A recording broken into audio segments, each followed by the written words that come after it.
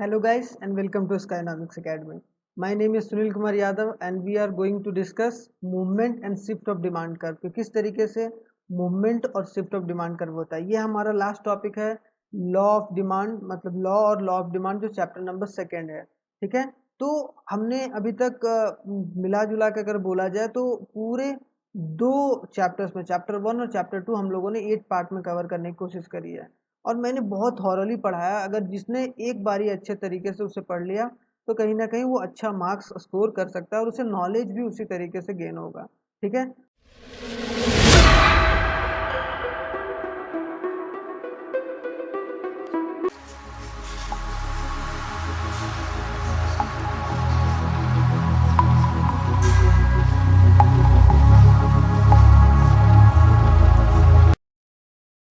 नया टॉपिक आज हम लोग क्या movement along the demand curve and shift of demand curve के बारे में पढ़ेंगे।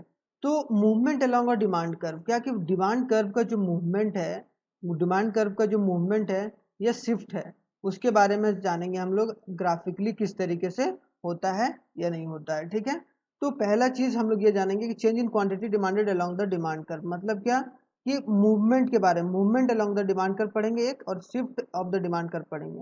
देखो मूवमेंट में दो है, कभी भी मूव करेगा, कोई भी चीज अगर मूव कर रहा है तो कहीं ना कहीं क्या हो रहा है, वो एक्सपैंड हो रहा है या कॉन्ट्रैक्ट रहेगा, ये दोनों याद रखना है। ठीक है, एक्सपेंशन ऑफ डिमांड दो टाइप्स के होते हैं, चेंज इन क्वांटिटी डिमांडेड या बोला जाए movement along the demand curve दो तरीके से, एक्सपेंशन ऑफ डिमांड और कॉन्ट्रैक्शन ऑफ डिमांड। अब एक्सपेंशन ऑफ डिमांड के बारे में थोड़ा सा जल्दी से पढ़ते हैं। एक्सपेंशन का मतलब क्या कि एक्सपैंड हो जाना, मतलब when a quantity demanded of a commodity rises, कि मतलब क्या क्वांटिटी का डिमांड क्या है कि बढ़ा है due to the fall in its own price. मान लो कि एक सर्टेन कमोडिटी है, ये कमोडिटी है, इसका क्या हो गया, प्राइस कम हुआ है, इस वजह से क्वांटिटी बढ़ा है। ठीक है, अदर थिंग रिमेनिंग कांस्टेंट, और अदर थिंग सेट्रिस पेरिबस ऑर्डर से क्या है कि सेट्रिस पेरिबस ऑर्डर बताए थे कि लॉ ऑफ डिमांड जिसमें काम करता है, सेट्रिस पेरिबस ऑर्डर में क्या होता है कि अदर थिंग रिमेन कांस्टेंट, और इसकी वजह से क्या हो रहा है, rise in the quantity demanded, क्या हो रहा है, राइज हो रहा है क्वांटिटी डिमांडेड में।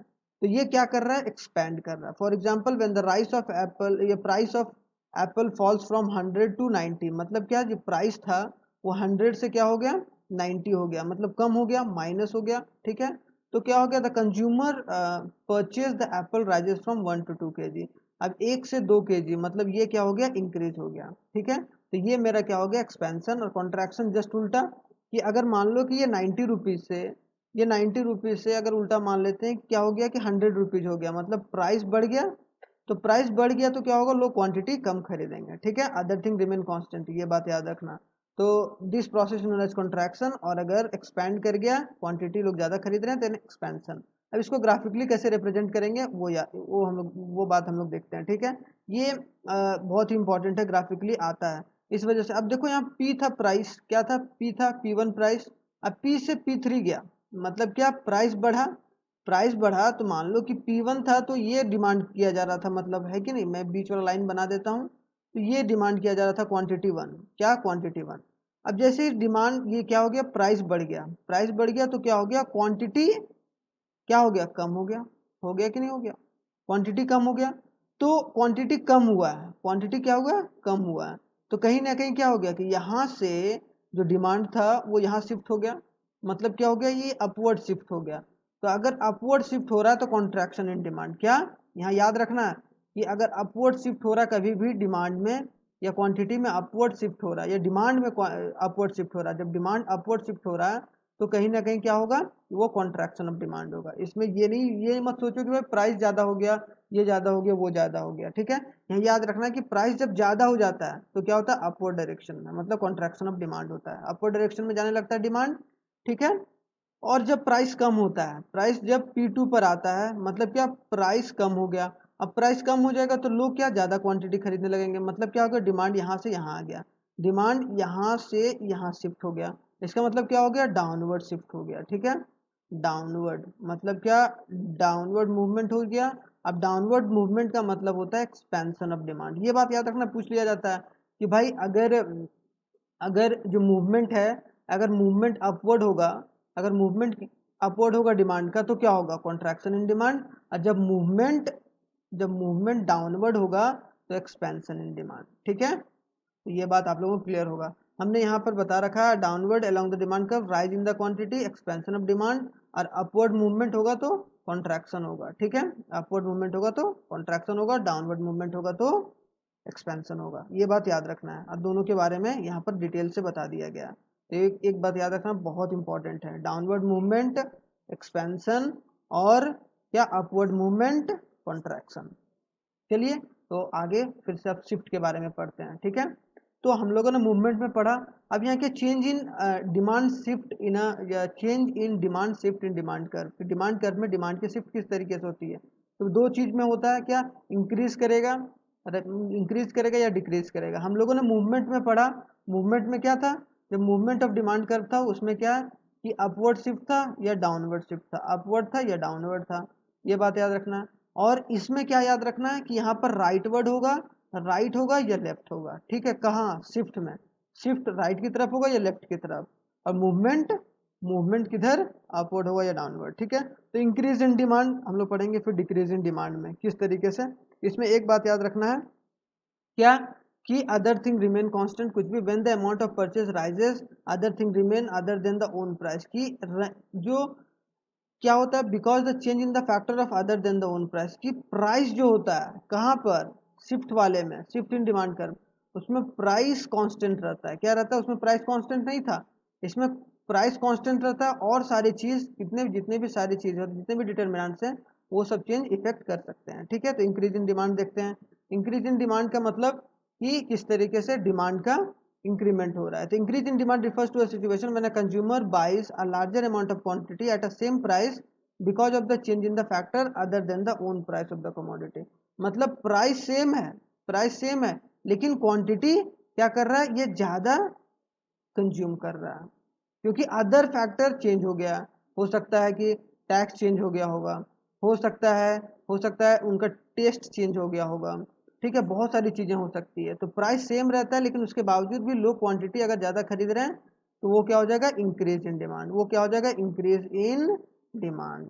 ठीक है, और डिक्रीज इन डिमांड कब हो रहा है, जब प्राइस सेम है और उसके बाद क्वांटिटी लोग कम परचेस कर रहे हैं। यहाँ पर क्या अदर थिंग कांस्टेंट नहीं है, सिर्फ प्राइस कांस्टेंट है। वहां पर क्या था, सेट्रिक पेरिबस ऑर्डर लग रहा था मूवमेंट में। ठीक है, तो चलिए हम लोग थोड़ा सा दोनों के बारे में फटाक से जान लेते हैं। ठीक है, वो टेबल था, टेबल आप लोग एक बार अच्छे से देख लो, एक बार मैं बता भी देता हूँ। इस तरीके से टेबल कि अगर 100 से 90 आया तो क्या हो गया, 1 से 2 इंक्रीज हो गया। ठीक है, लेकिन दूसरा हाउस होल्ड है, when the income rises at a new level, income जब राइज कर गया तो ये 2 3 मतलब ये भी इंक्रीज हो गया, क्वांटिटी भी इंक्रीज हो गया। ये बात याद रखना है। ठीक है, इसमें क्या हो गया, प्राइस दोनों के लिए सेम है। तो एक बार हम लोग पूरे ग्राफिकल फॉर्म में देख लेते हैं। यहाँ पर क्या है कि प्राइस को क्या रखा गया, सेम, किसमें, shift shift of demand curve में। शिफ्ट ऑफ, बार बार मैं बता रहा हूँ, शिफ्ट ऑफ डिमांड कर्व में क्या रखना है, डिमांड कर्व में, शिफ्ट ऑफ डिमांड कर्व में जो रहता है प्राइस, उसे क्या करना है, कांस्टेंट रखना है। प्राइस कांस्टेंट रहेगा। देखो प्राइस कांस्टेंट है, अब प्राइस कांस्टेंट है तो ये क्या हो गया कि जब क्वांटिटी क्यू से क्यू बन गया, इसका मतलब क्या हो गया, ये क्या हो गया, राइटवर्ड शिफ्ट किया। क्या किया, राइटवर्ड शिफ्ट किया। ठीक है, और राइटवर्ड शिफ्ट करेगा तो क्या हो जाएगा, इसको क्या बोलेंगे, increase in demand.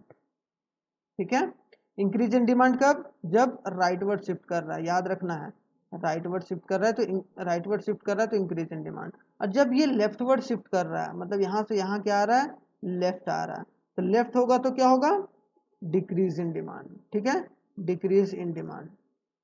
I hope so आप लोगों को समझ में आ गया। क्यू से Q2 प्राइस कांस्टेंट है, उसके बाद तो ये हमारा डिमांड है जो डाउनवर्ड स्लोपिंग है, यहाँ से यहाँ डिमांड शिफ्ट हो गया, तो ये क्या हो गया, राइट हो गया।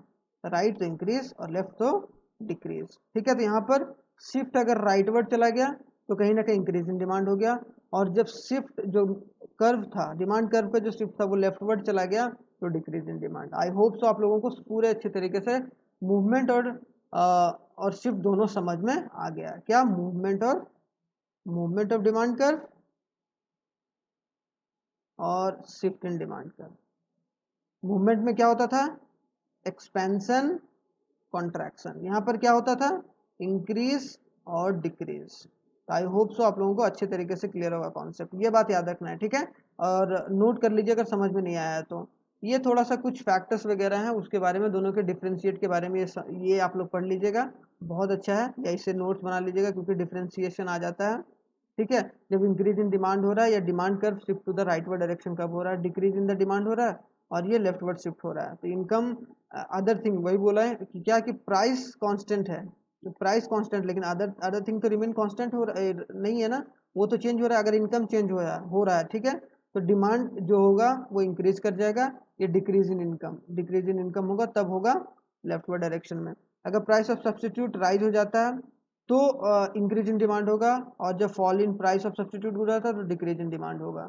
और प्राइस ऑफ कॉम्प्लीमेंट्री गुड्स में fall in the price of complementary goods होगा, तब होगा इंक्रीज इन डिमांड, और जब rise in the price of complementary good होगा तब होगा डिक्रीज इन डिमांड। ये बात याद रखना है पूरा। टेस्ट एंड प्रेफरेंस जब फेवरेबल होगा तो क्या होगा, इंक्रीज करेगा डिमांड, और जब अनफेवरेबल होगा तो डिक्रीज इन डिमांड करेगा। प्राइस एक्सपेक्टेशन क्या होगा, जब एक्सपेक्टेशन राइज होगा, मतलब मान लो ये एक्सपेक्टेशन लगाया जा रहा है कि प्राइस आने वाले समय में राइज होगा, तभी क्या होगा, इंक्रीज इन डिमांड, तब क्या होगा, इंक्रीज इन डिमांड। और एक्सपेक्टेशन जब फॉल होगा, जब ऐसा लग रहा है कि प्राइस जो हो रहा है वो कम हो जाएगा, तब क्या हो जाएगा, कहीं ना कहीं डिक्रीज इन डिमांड। ठीक है, पॉपुलेशन अगर ज़्यादा से ज़्यादा इंक्रीज करेगा तो क्या होगा, इंक्रीज इन डिमांड करेगा, क्योंकि ज़्यादा लोग से ज़्यादा चीज़ खरीदेंगे, ज़्यादा लोग बढ़ेंगे तो। और अगर डिक्रीज इन पॉपुलेशन होगा तो क्या होगा, डिक्रीज इन डिमांड होगा, मतलब उस वक्त क्या होगा, लेफ्टवर्ड डायरेक्शन चलेगा। तो आप लोगों को आई थिंक सो समझ में अच्छे तरीके से आ गया होगा। तो यहाँ पर ये चैप्टर पूरा खत्म होता है, चैप्टर 2 जो हमारा demand and law of demand था, demand and law of demand. ठीक है, लॉ ऑफ डिमांड यहाँ खत्म होता है। ठीक है, और thank you very much for watching. जो भी बच्चे अभी तक पूरा वीडियो नहीं देखें या पूरा पार्ट नहीं देखें, वो जाकर एक बार देख सकते हैं। ठीक है, 8 पार्ट में मैंने बनाया है, बहुत अच्छे तरीके से बनाया है, खास करके शुरुआत से फर्स्ट और सेकंड चैप्टर को मिलाकर। तो ये चीज़ आप लोग अच्छे तरीके से अगर कर लोगे तो कहीं ना कहीं इन दोनों चैप्टर से आपका कहीं ना कहीं 15 से 16 नंबर का क्वेश्चन आता है, तो ये कहीं नहीं जाएगा, ये बात याद रखना है। ठीक है, तो हम लोग चलिए मिलते हैं नेक्स्ट वीडियो में, जो हमारा चैप्टर नंबर 3 होगा। तो तब तक के लिए धन्यवाद and thank you very much.